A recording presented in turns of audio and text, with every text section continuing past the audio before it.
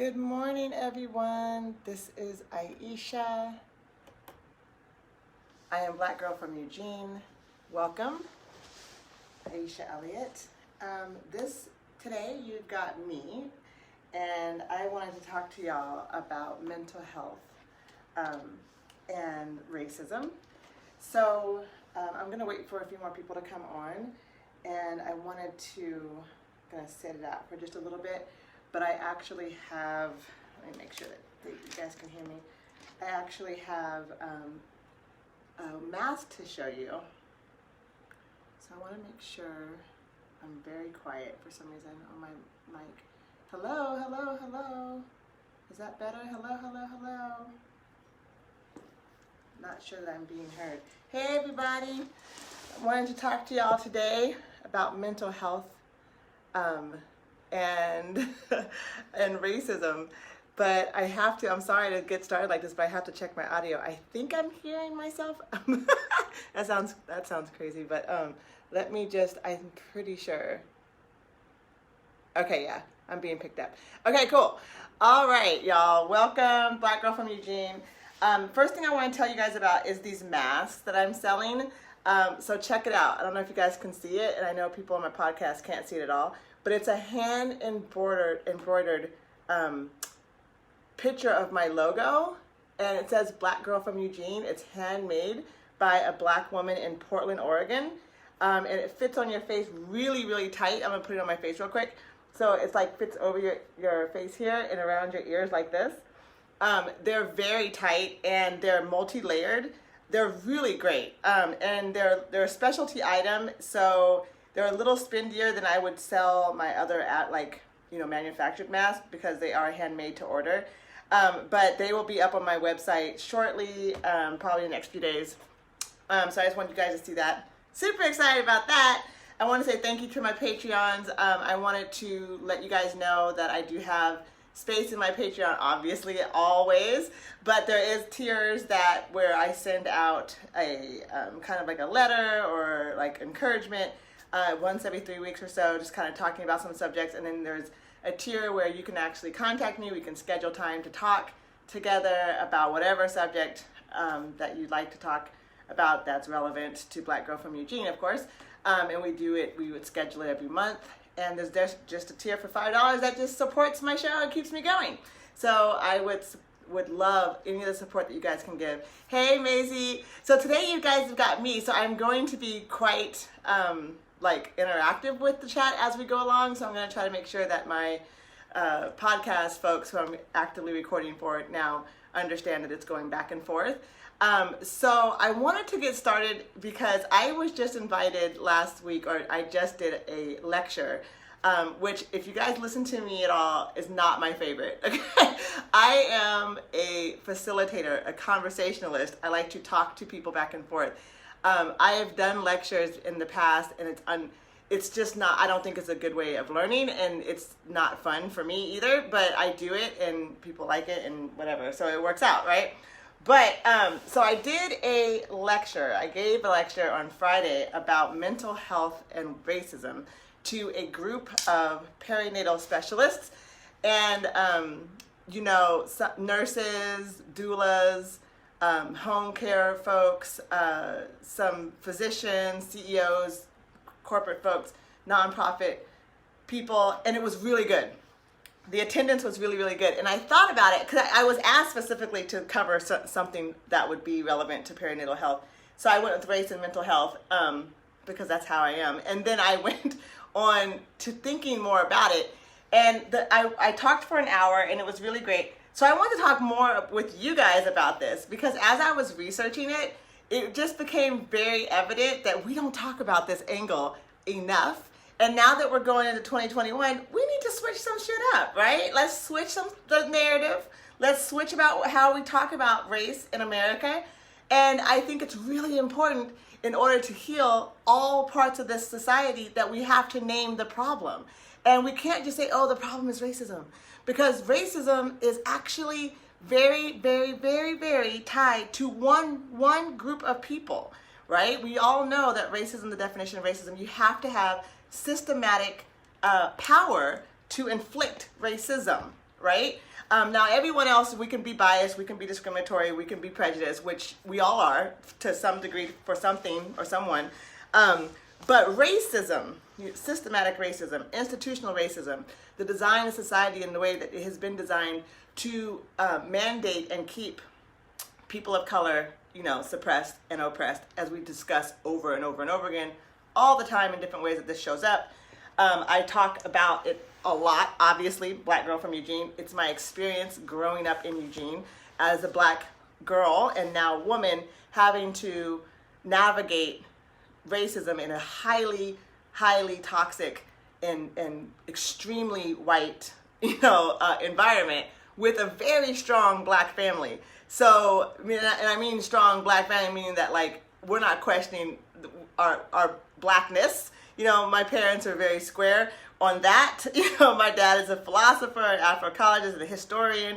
My mother is an extremely intelligent nurse and really a writer, and she is just, they both have never questioned. They came to Eugene as full adults from St. Louis. They've traveled the world. They're revolutionaries. Our questioning of who we were was never an issue. However, we were constantly, the younger siblings of ours, constantly being pushed against by where we lived in Eugene. So pushed against our Blackness. So hey, Kakai, having to navigate racism in a toxic white environment. Yes, that's just what it is, right? So what we don't do around racism is we act like racism is some untouchable, untangible, it's just like, oh, racism. It's like white folks are in a bad mood, or like white folks have been confused, or white folks have been made to do these certain things, just as if white folks has had to, because it just is the way it is. Or, some people get kind of fancy and go, oh, colonialism, and just go, oh, colonialism, and act like that it was just a part of the part. But I need us to get a little bit deeper into the fact that these are people that we're talking about. These are decisions being made. This is genocide. And that, my friends, is not normal, okay? It's not normal to just decide I'm going to eradicate a whole tribe, a whole nation of people and make it my own. Let's think about mental illness for just a moment, okay? Let's think about mental illness for just a moment. So, I don't know, you guys out there, to know what you have been through in your life. I don't know what your understanding of mental illness is. I don't know if it's technical. I don't know if it's personal. I don't know if you yourself have family members or you yourself suffer from this, but I'm going to tell you like this. I worked in the medical field for 12, 14 years. And I didn't quite understand mental illness, although I worked with it, until it hit my own family, right? And there's levels of mental illness. We've got, anxiety, and you've got depression, and then you've got more severe types of mental illness. You've got bipolar, and you've got schizophrenia and ADHD and all of these things, right? And these are just familiar ones that we all know about and heard about. Not that we know details of this. And if you're not in the medical field, I'm going to break this down for you. So there is a book, a diagnostic book, that physicians use, and that an association of physicians and scientists put together. And there's criteria that these conditions that people continuously come about have to meet in order to be added to this book, the DSM, right? And if you're not added to this book, then it's not considered a legit mental illness. Regardless, it just has to hit these criteria. So years and years and years, this is not brand new. I don't know if you guys have heard, I think her name is Jane Elliott. I always remember Elliott because we have the same last name, but she was inserting that racism was a mental illness back in 1965. So this idea that racism is a mental illness is not brand new, but I think it's really, really important that as we're going into the new year and as we're going into the shift of consciousness, that we start to really turn this around. And because you can't actually fix the problem unless you can name the problem. And if we act like the problem is just something that is just out there, like it's just something, it's just like on the wall, we're not going to be able to get past it. That's my assessment. So I think it's really important that we say racism can be controlled if we can diagnose it and then treat it, meaning that the people who are, okay, we'll get into that. in just a second. So anyway, back to the DSM. So the DSM, you have to have a certain type of criteria to hit. Now, I have some things from the paper that I wrote that I was going to bring up. I'm looking at my computer right now, my other little laptop I have going on right now.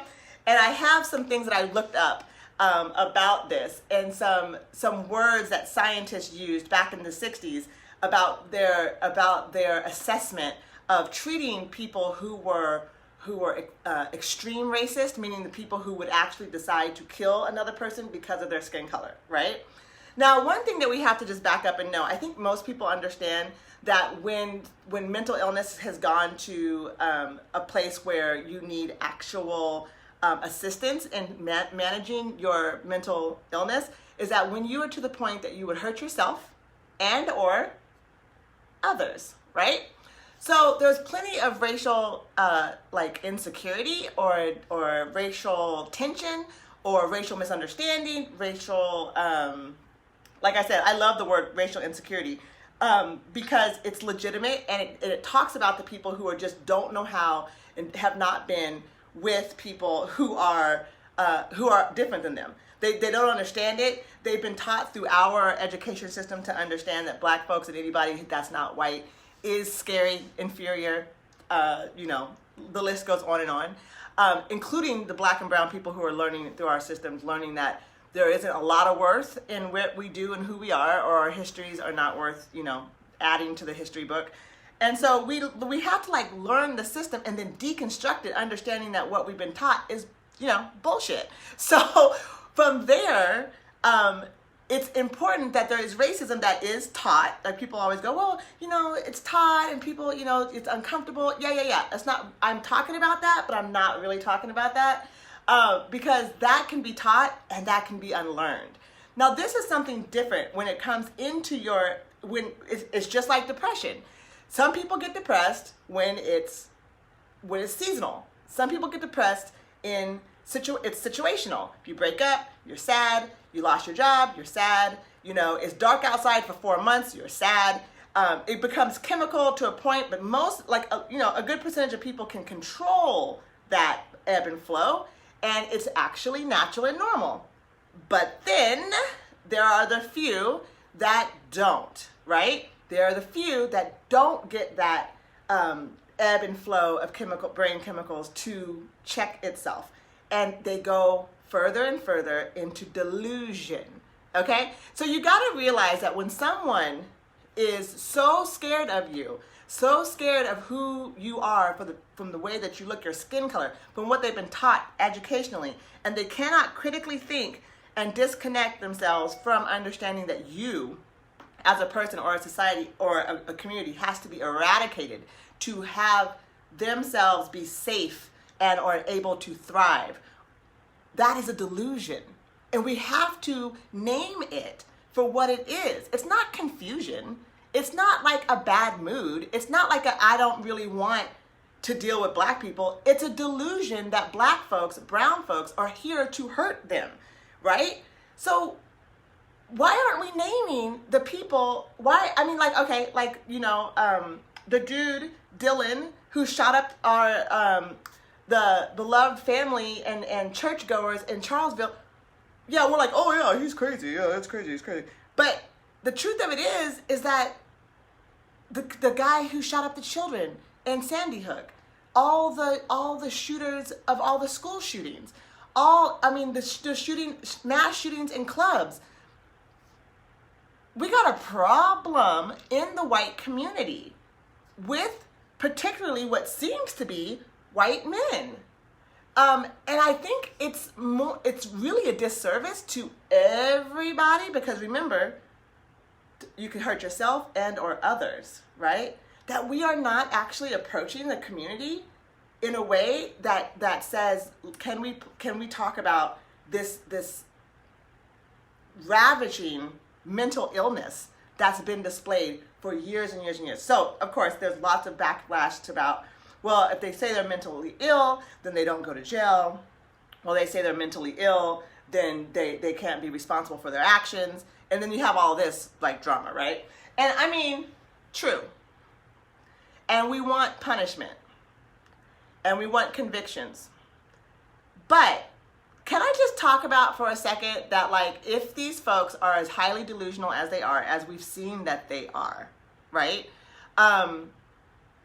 What if they, the consequences of the structure, if we were to actually name and actually have structure in line to evaluate these folks and the level of hatred that they display, or not outwardly displayed, because even folks that have unchecked levels of schizophrenia aren't necessarily violent, right? There's a lot of things that Hollywood does to mental illness that just isn't true.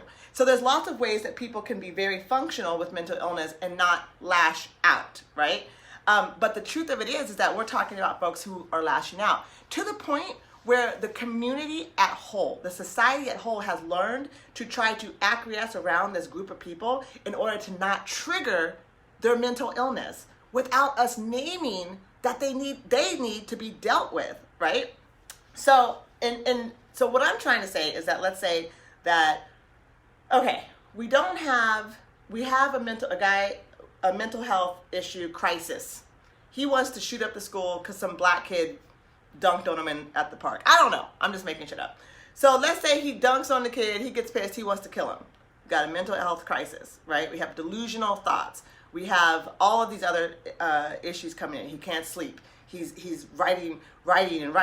He's got 55,000 guns. He's got pictures of these people. He's drawing it, like, literally all of the flags of a mental health crisis. So let's say that person gets caught and he doesn't go to jail, or he gets fined, he goes to jail for 2 years, whatever, like they do. You know the justice system, how it is. What if he was what if we did this like he actually was delusional? What if we had to medicate that person? What if we had to actually look at this person and say they need to be kept away from the public and the general public because they're dangerous to others? Even when they are calm, if being in the room with people other than themselves triggers them to act out, maybe those people need to be separated from the general public for the safety of others, themselves and others. Those folks shouldn't have the ability to operate vehicles under medication because they need to be medicated. They are delusional, right? I mean, I'm just talking how the mental health idea would work. They shouldn't and wouldn't be able to, unless their condition was under control, be able to create places and establishments under their influence because they're unstable. I mean, I'm just thinking of it in a way that's realistic for the behavior and for all of the things that we have to endure, not just black people, but white folks who are trying to talk about their cousin Eddie who won't stop, right? And they're like, I don't know why, he just can't let it go. That's concerning because now cousin Eddie is around vulnerable children who will have to listen to his racist rhetoric and then influence very palatable and malleable minds. Are they strong enough to take care of themselves mentally? Are they strong enough to be protected? I don't know. Are you sure? I think it's not something, I think as I was writing this paper and I was writing the lecture, there was a point where the scientist, which I want to read because I quoted it, the scientist basically was saying in his case study that he had gone and the level of fear and delusion that these white men showed him was was so great that it was, I'm trying to scroll through my talk right now. It was to the point that that it was like encompassing them. It was like they couldn't sleep. They couldn't think anything else about it. It was like literally reducing their ability to work because they were thinking about it so much. This is where they get to the level of actually wanting to murder people. And so I was just thinking about it. This has not been something, the people that I quoted was back in 2000, I guess it was 2004. There was people back in 1965.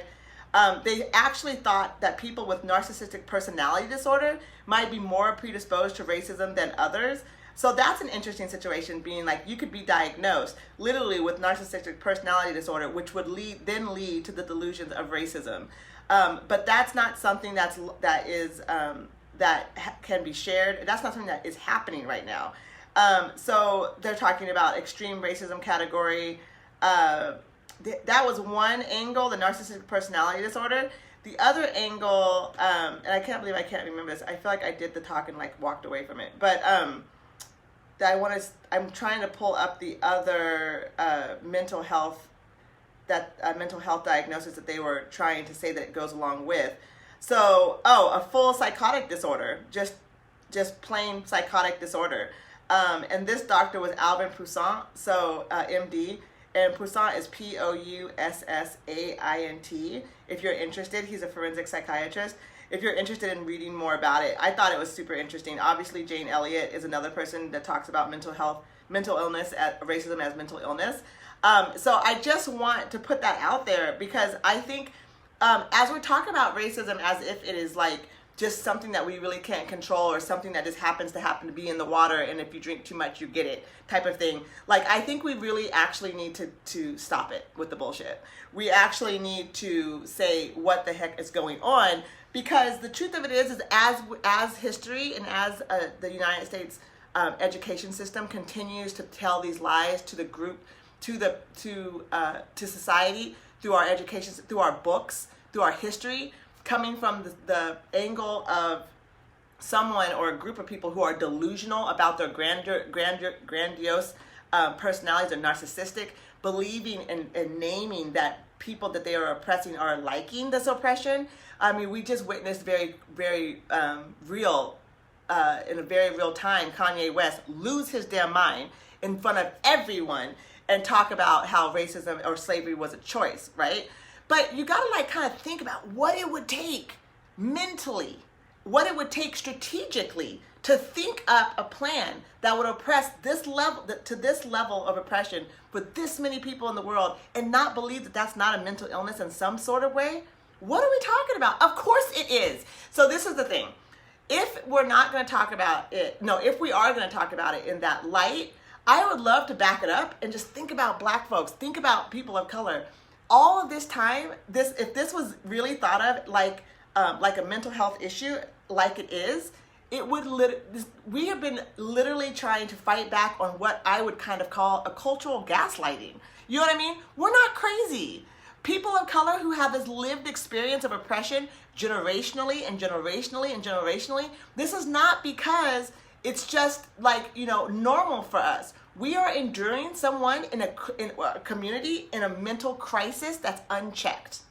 That's how I feel as I'm looking and I'm researching and it just sounds and is absolutely insane. And I do understand why we're not naming that way, because it's racist. The folks who are also writing the DSM, the people who are also over-diagnosing Black folks with mental health disorders, with aggressive tendencies, with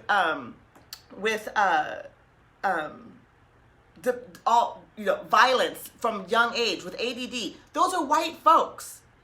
But if you turn the tide and you look at the other side of who is not actually wanting to create this diagnosis around racism, who's writing the DSM? Guess who, y'all? Guess who's writing the DSM who doesn't want to diagnose white men with a mental health crisis when due to racism? Guess who it is? $5 for anybody. I'm just kidding. I'm not paying y'all. I'm just saying, it's white folks. Okay? It's white folks. White folks, white men are the ones who are passing the diagnosis on to this DSM, in which all psychiatry and all medical are based on, the diagnosis are based on. As we know, this is just another more evidence of systematic racism and structural racism. But I want us, as we're trying to deconstruct our own personal relationship to racism and to whiteness and to white supremacy, can we just start talking about what the heck we're talking about? Like, I need to define it a little better than this. Yes, Dr. Frances Cress Welsing talks about white supremacy, racism as a mental illness. Yes, and also, why can't I think of their name? There's a few other. Matter of fact, I might make a list for my podcast and put it in the show notes. because this isn't something that just popped up. You know, Frances Cress Welsing talked about this 30 years ago. You see, so that's the kind of shit that I want to talk about. Like this is where the disconnection comes through, and we try to talk about racism as if it's not protruding our everyday, how we walk through the world every single day. The fact that white folks, good meaning white folks, right, the good intended kind, are trying to figure this out. But what is the most uncomfortable thing to do is to look at yourself and others that you know who are behaving this way and go, what the hell is wrong with you? But in a real way, like, do we need to take you in? Because this is bothering you. This is making decisions for you and your life and our family that are harming us, yourself, and or others. That sounds like a mental break. But the problem is that we look at it in such a way like water, like we put racism into our everyday as if it's so normal. We're not even looking at the people who uphold the system altogether and go, you guys have a problem. We keep blaming racism as if racism is not attached to a behavior, you know what I'm saying, or to a thought process. It is directly attached to a thought process, okay, and a belief, and a true belief, which if you understand how belief, like a belief system can turn into delusion when there's mental instability in the middle, we need to look at that. We know, and any other white person or any other black person or any other brown person, indigenous person will tell you, when you all live together, the immersion, you start to go, oh, I kind of understand it. Oh, I kind of get it. That's what happens with anxiety. If people with anxiety can face their fears and they can actually absorb the lesson, the anxiety lessens. That's normal. But you can't tell me that you can take a racist like the cops that murdered Elijah McClain, or the dude who walked into that church and murdered all those folks, prayed with them first, and then murdered them.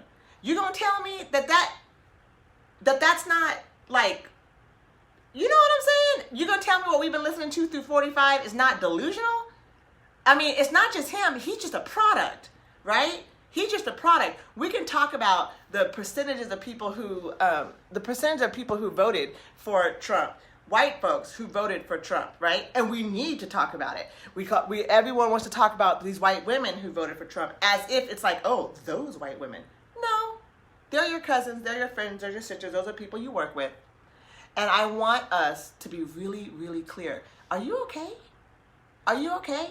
Because I saw that, like, you got the MAGA hat on and stuff, and I mean, are you feeling all right? Like, it's just, what is it that are you fearful for your life? Are you feeling like, you know, as an indigenous person walks by, you're sweaty and stuff? You would be surprised of the answers. Those folks need help. They need help. And more so than help, they need to be removed from society because they are a danger to others. That's what I'm saying. I don't understand why it's so damn hard. But I do understand why it's so damn hard. Because what is it, y'all? We can say it all together. Racism is in our system. It is what we do as Americans. We do what we do. Racism. That's right. So the truth of it is that until we name it, how are we ever going to get rid of it? I mean, I'm not saying nobody wants to be diagnosed with a mental health issue. I get it. It's embarrassing. It hurts. It's not, it's stigmatizing. It's all these things that happen to you physically, happen to you emotionally. But I'm sorry, there has been too much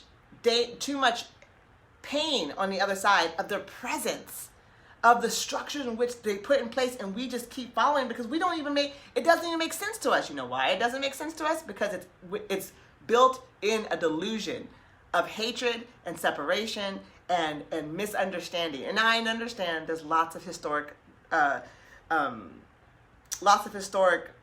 books and lawsuits and direction that this has gone, conversation, lecture, taught, you know, studies, all of that has happened. I'm not saying that I know more than anybody else knows. I just want it to be more of a conversation that when we can say black people out loud without feeling like someone's gonna think that we're talking crazy, or if you're white, someone's gonna think you're racist, and we can just like talk about the reality of what we deal with every day, not just black folks, but people of color, BIPOC folks.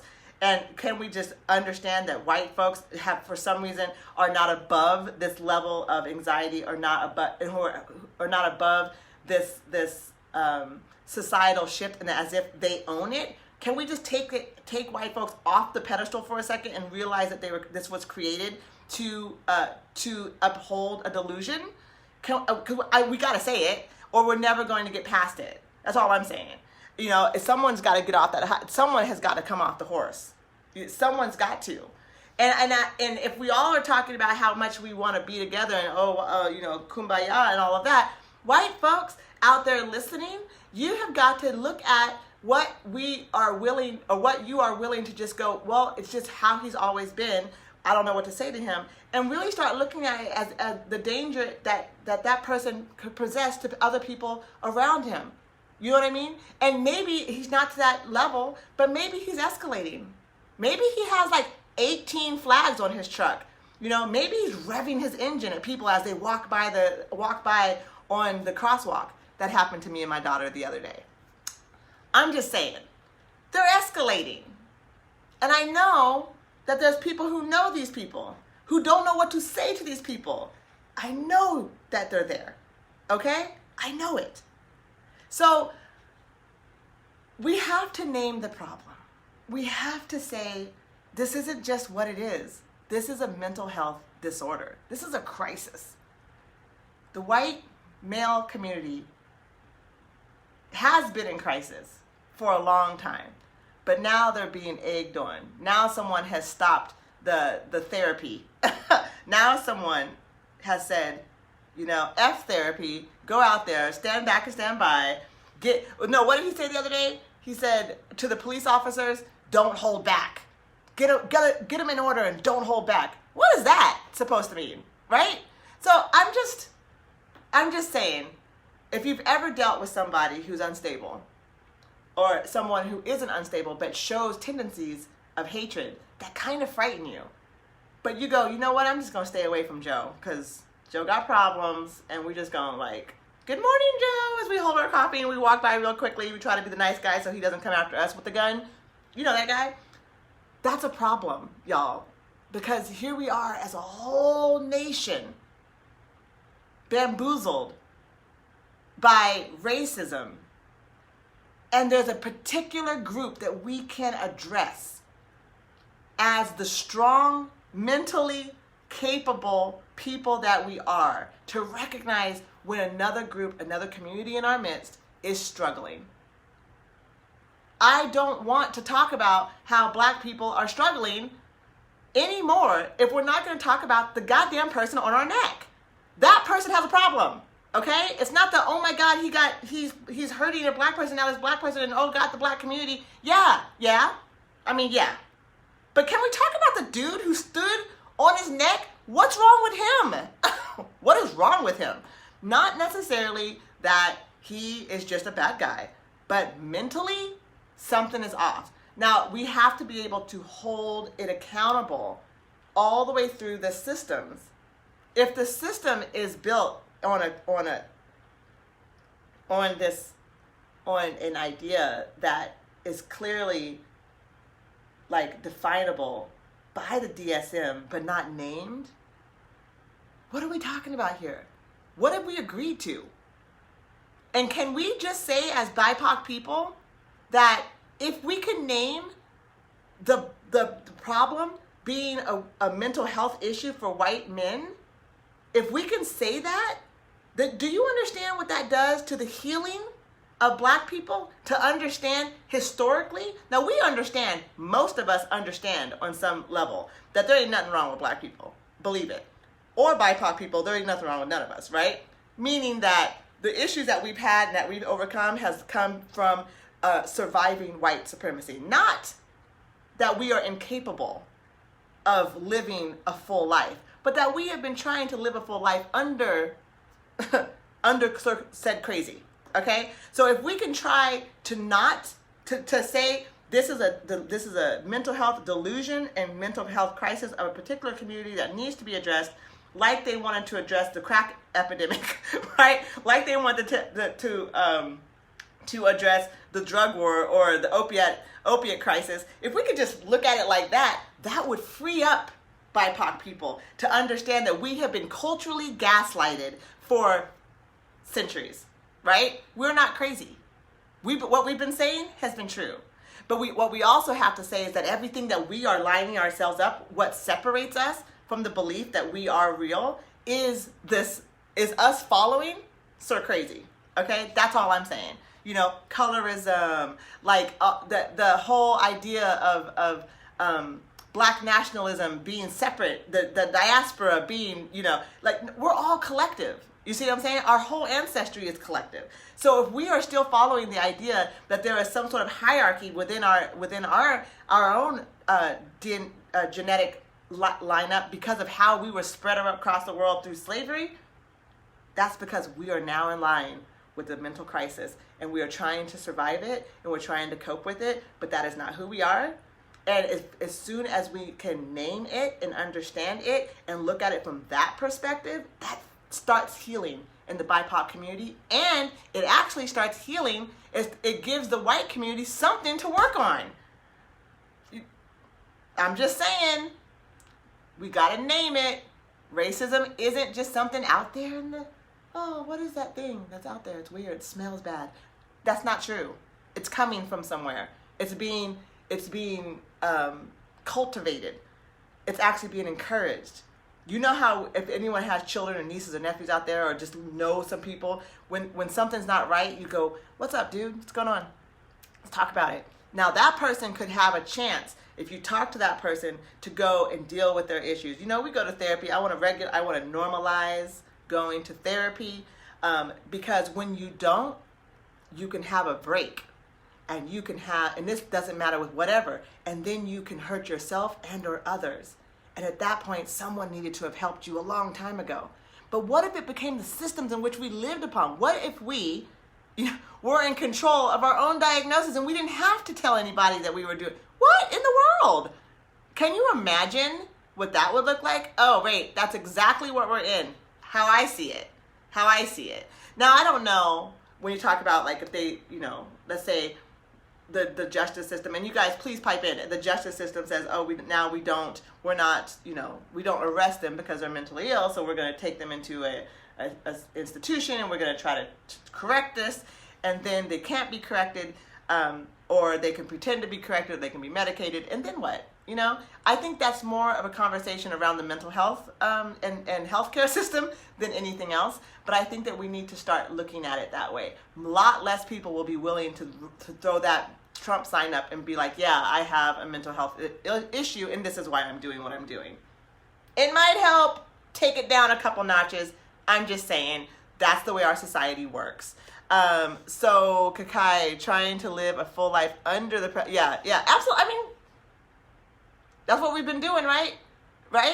And we've been trying to live under the person who's run this whole thing, and they're crazy, and we're trying to maintain ourselves and follow the rules, and we're like, what are we supposed to be doing here? We're trying to follow under these guys under the pressure and oppression. We've got high blood pressure. We've got maternity rates, the mortality of Black babies. And women dying in the hospitals. We've got, diabetes. We got all of this is stress-related stuff. There's stress-related diagnosis that the Black community is higher than almost anybody. People of color have a higher amount of percentages of health disparities due to stress, and everyone's like, oh, it's stress because they're poor. Oh, it's stress because. Guess what? The mortality rates of infants for Black women is the same, regardless of their cost of their education level and or income level. So that ain't it. Why can't we name the stressor? Why can't we say racism is the stressor, right? Because that's what affects everyone. We just make it look cute. We just make it look good. So we're not gonna name it. I can't. Hold on. So France. Yes, it's okay to show compassion to the racist, especially white people like myself. We can leverage our privilege and speak to them instead of reacting with anger, which doesn't help us either. That is a modality that I would think that white folks can do. I mean, I don't know. I am saying that we cannot allow it to go under the guise of racism, to go under the guise of unnamed and what's the word I'm looking for, y'all? What's the word I'm looking for? They just cannot continue to act as if this doesn't belong to a group of people.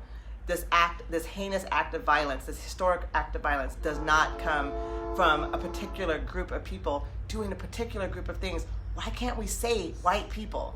Why can't we say it?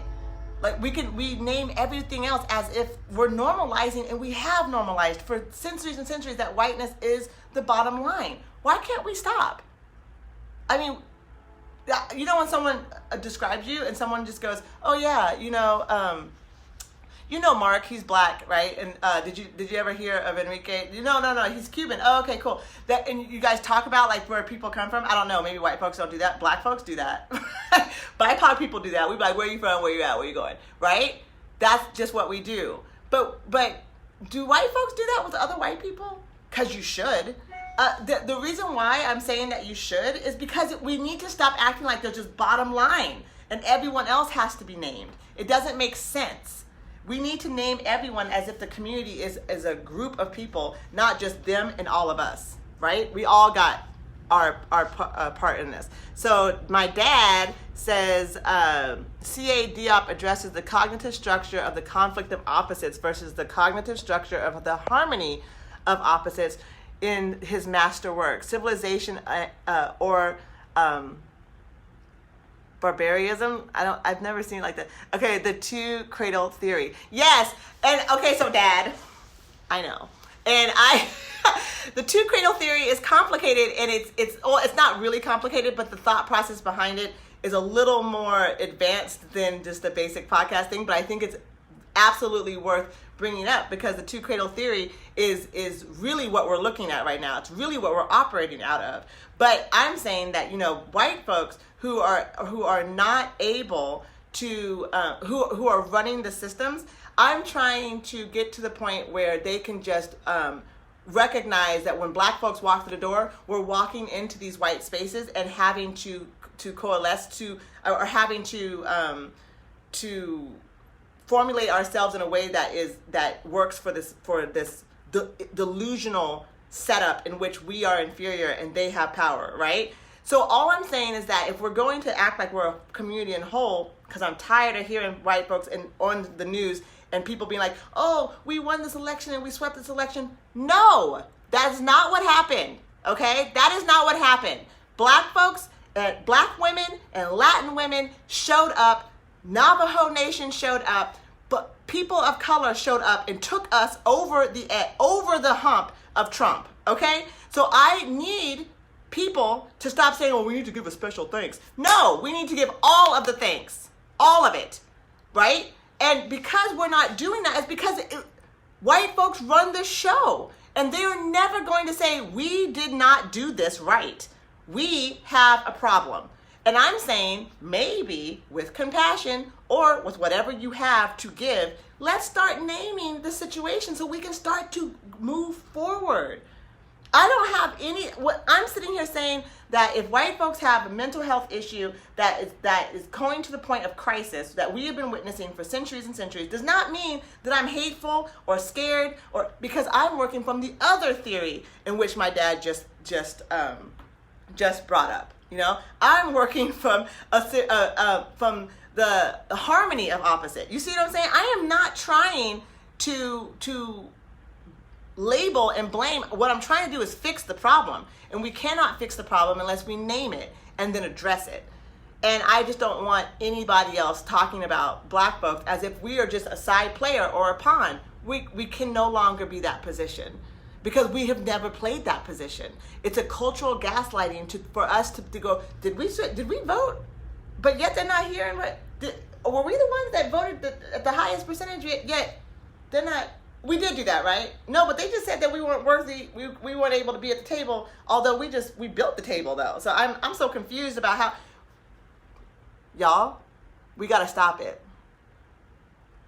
So she said there is work, Kenya says there is work going on adding racism to CDC. Racism is The global health crisis. Yeah, it's been going on since the 50s and 40s, and that's great. And I'm just saying, in our community, as we're talking about it, as we're learning it, as we are people who are teaching it, I really do believe that we need to start naming it. You know, obviously we can't diagnose it. I'm not a psychiatrist, you know, like I don't play one on TV or anything. So I'm just saying that I know that for me, and I wanted to bring it out to you all, and thank you so much for everything. I want to really, really start to say what we are looking at and what we are dealing with so that we can work past it. Yep. Yeah. I'm compassionate. I don't, you know, look, I don't really have any ill will, you know, honestly. I just don't have time for the bullshit. That's real. And the more that I teach this and the more that I speak on it, the more that people are willing to hear it, thank you, you know, the more that people are willing to say, I need help with this idea around racism. I'm recognizing that I practice racism every day unintentionally, and I'd like to know what is going on. Like, what can I do? I love that. How can we not, right? We are here for healing. But what I don't want to do is continue to believe that it's BIPOC people who need to only be healed. The community, white community, has to be named for their issues, and they need healing as well. Ain't none of us broken by ourselves. That's on point. I'm sorry. We're all, and I say I'm sorry, like not in an apologetic way, like sorry, not sorry, but I just want it to be said that we need to stop acting as if the BIPOC community is the only one suffering. We are suffering at the hands of a system that is created and uplifted by white people and black people and BIPOC people who refuse to look, right? So, or who are just trying to survive, one of the freaking two. So, how can we fix this situation? How can we fix it? We know what we would do if it was a kid in a classroom.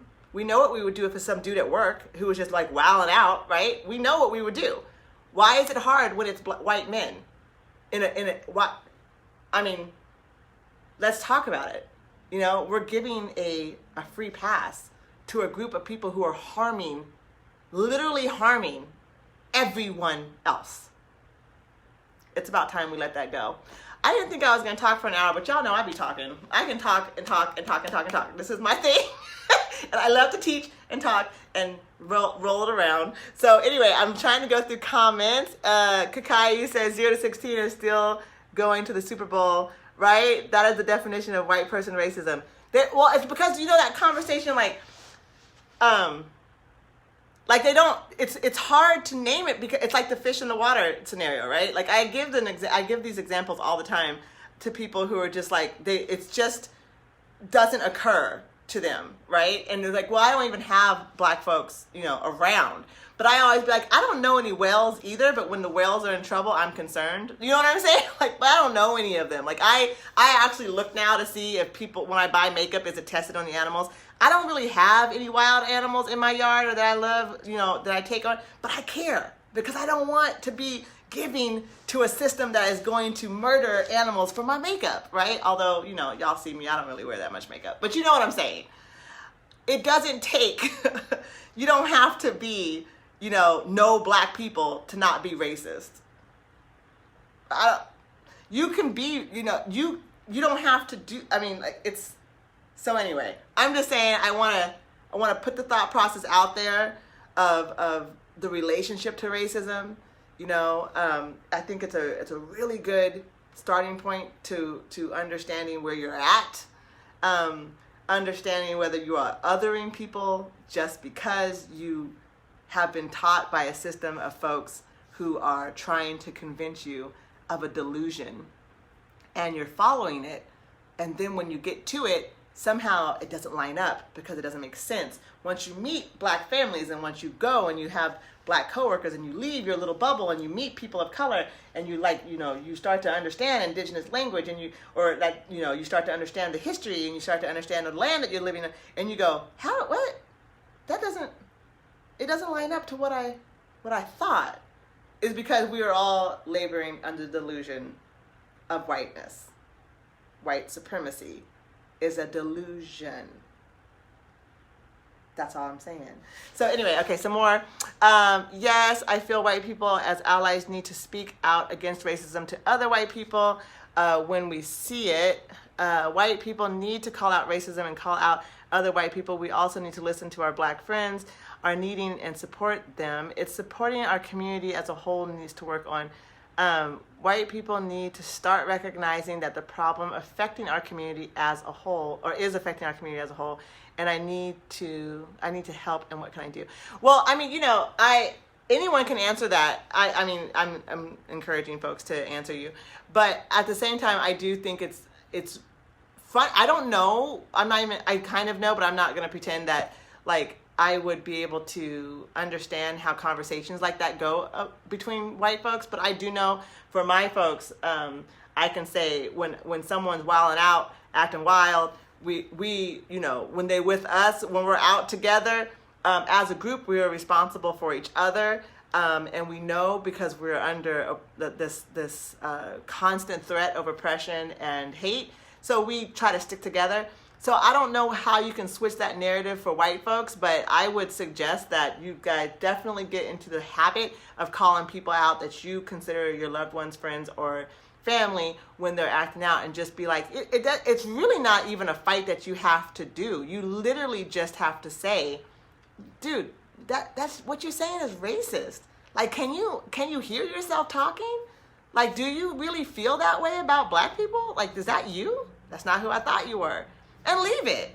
It's just a thought for it's just hey, I hear you, and what you're saying is crap. You know what I mean? Like, I don't know how you guys work out. Like, for me, when I'm friends with someone, I tell them the truth, whether they like it or not. I'm a hard friend to have because I tell you out of love. You know what I mean? But I'm not going to let you walk around looking like that. And you definitely not walking around with me acting like that. So I'm just saying, there it is, right? So Kenya says there's a petition being signed. Oh, awesome, to add racism that meets the criteria. That's great. Of course, we get to the petition level, right? It's been a work in progress forever. I love the idea of the narcissistic disorder and personality disorder. It makes sense. It totally makes sense. So yeah, she put up a link on Move On to sign the petition. That'd be great if everyone could jump on that. I'll do it later after I'm here. And first question is asking white people to actually see the behavior of white people as racism. This is not happening. Right. That's what Kakai's response. That's what I'm saying. Like, it's not, the truth of it is we have to go back though, because white folks have a real issue with being uncomfortable, because when you are the king and queen of this court, being uncomfortable is not in your forte. It's like, this is not what I do. So when they are able to get to the point of being uncomfortable and not understanding that, like, the age-old excuse of like, well, it wasn't me, but it is you though. So the truth of it is that we're here having this conversation because it is you.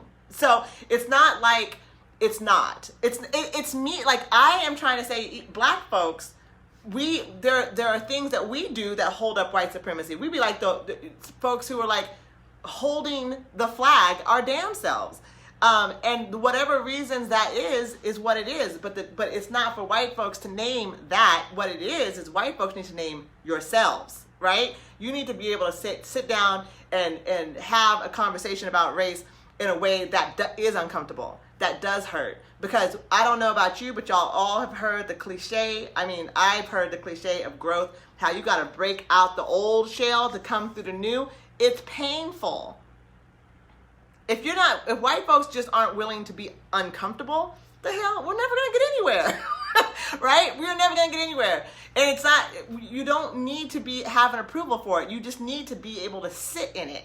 Sit in the uncomfortability and go, dang, look how uncomfortable I am. That's how important racism is to me. Racism is so important to my identity that I'm actually facing it and it hurts like this. That's how therapy works. We could go through it for all kinds of things. People have all kinds of issues. White folks may have been burdened with this idea of this mental health issue that is telling them, a delusion telling them that they have a grandiose position that runs the entire world. That's what we're set up with. That would hurt if that's not where you want to be. I can see that. I can be compassionate towards that, but I can't excuse it. You know, that's all I'm saying. Like, everyone has their own personalities. Everyone has a way of facing these things. But it doesn't, to me, I don't care if you do it quietly. I don't care if you write it in a letter. I don't care if you do it at Thanksgiving dinner and it ruins everything. I don't even care. All I'm saying is that it needs to be said. It needs to be said. My personality is to start a whole damn podcast and talk about everything in front of everyone. That's me. That doesn't have to be you, okay? But it has to be to the point where you are saying something. Or what you gotta actually realize, that you are perpetuating racism by going, God, George, you're so rude, and then leaving. That didn't help. George doesn't know what you're talking about. You know what I'm saying? And George won't know unless you go, George, what you're saying is offensive to me and everyone else around you. I don't know how you go to work like that. I don't know how stuff comes out your mouth like that. Do you hear yourself being racist?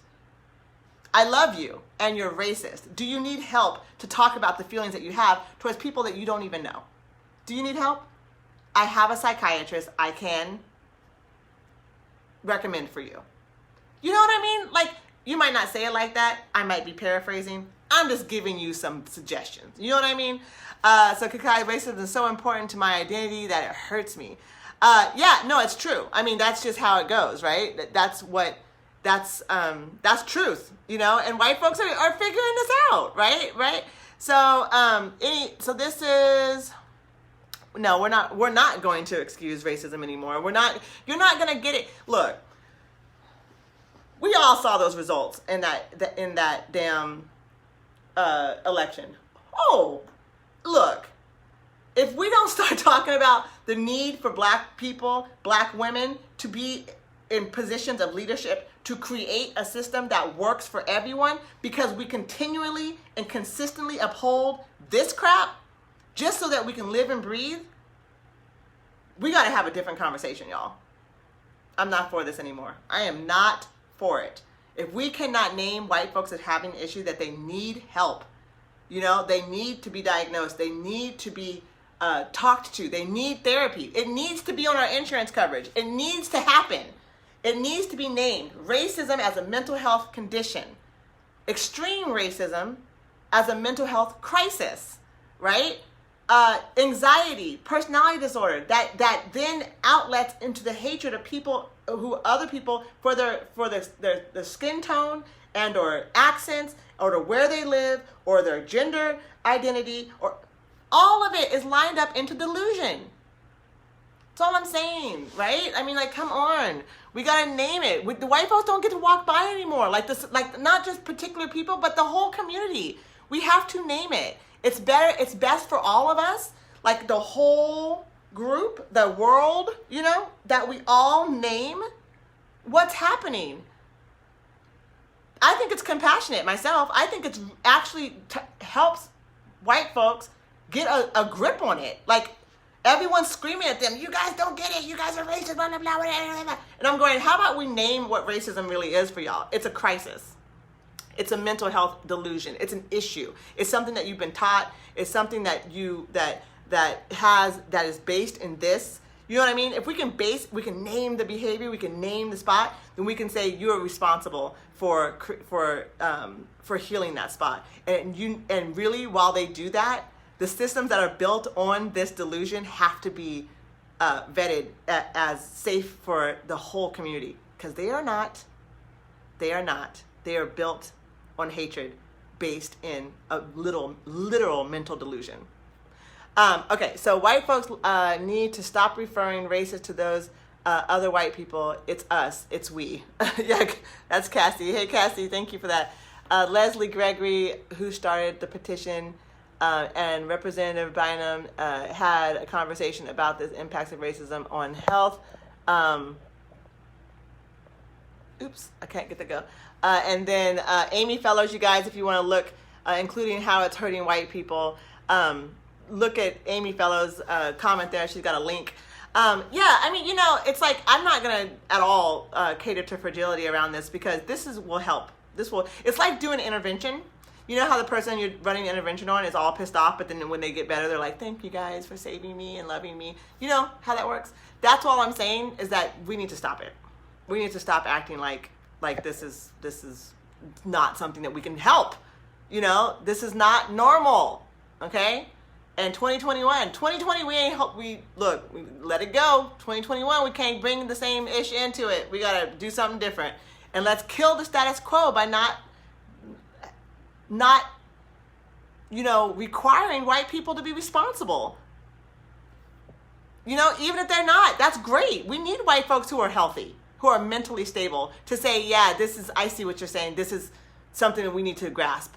Excellent. You guys are the ones to create and help, right? You guys are the pillars of that community that can help the others who are suffering.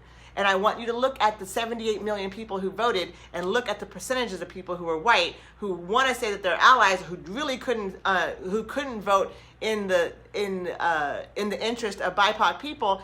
Look at the numbers. They are dismal. Okay? Dismal. And so I just, we got to be real about that. We got to be real about that. Black folks saved this country yet again. Black women were the first. The exit polls say it. Latin women next. You know what I mean? Black men after that. I mean, we got the numbers. We got the numbers. This was not a landslide of hatred against racism or strength against racism. It was not a landslide. We have got a national crisis on our hands. Now it's evident now it's evident to privileged people. Black and BIPOC people have been saying this for hundreds of years, right? The civil rights movement was not a long time ago. It was not a long time ago. The 60s, not that long ago, right? 50s, you know people this age, okay? Right? So anyway, I love you guys. I think you guys are amazing. Sorry, Kim, white people listen more when I say we. Yes, absolutely. I'm not a part from the other white people. It's true. It's an excellent way of saying things. And when will we white people start listening? I don't know. I do know that you're right. When you can be inclusive in the idea, and really the truth of it is, if you're white out there running around acting like this doesn't affect you, then you are part of the problem, and I need you to have a seat and think about it. Not in a mean way, but just think about it. You know, black folks out here, if we are trying our hardest to educate, or we're out here and we don't understand how we perpetuate white supremacy ourselves by continually objectifying the black community in strategies and stratification that white folks have given us, we're doing the same thing. You know what I mean? That's really not the point of this conversation today. The point of this conversation today is to recognizing white supremacy and the people who are creating these violent acts, or who are doing these who believe in these violent acts, who are supporting these violent acts, have a mental health issue. So this is Aisha. I am Aisha Elliott. I am Black Girl from Eugene, and I super appreciate you guys watching my Facebook live streams. I am on Instagram as Black Girl from Eugene. I do have a podcast called Black Girl from Eugene, and so it's basically just the audio of this. I do have a YouTube. It's these videos, and I will be adding more videos to it. I do have a store where you will be able to purchase more of my gear. I am selling handmade, hand-stitched masks by a black woman in Portland, Oregon. So I just want to show you guys that. Sorry, podcasters who can't see it, but if you follow my Instagram, I am going to have a few models model them, and my sweatshirts are dope. So I want y'all to catch on to that, and I'm going to be getting it together so that you guys can purchase it right from my website. Hopefully very soon. Just keep checking in. My website is blackgirlfromeugene.org. And I love you too, Kakai. I love you all. I love everyone. And thank you so much. And peace out. Enjoy the rest of your Sunday. Bye.